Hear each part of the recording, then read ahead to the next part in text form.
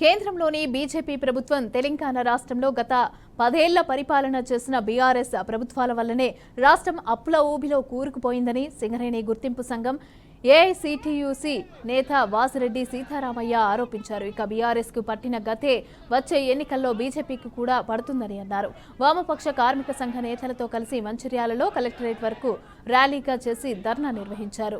ఇక సింగరేణి ఆర్థిక వ్యవస్థ నాశనం అవ్వటానికి బీఆర్ఎస్ఏ కారణమని కిషన్ రెడ్డి అనటం దొంగే దొంగ అన్నట్లుగా ఉందని అన్నారు.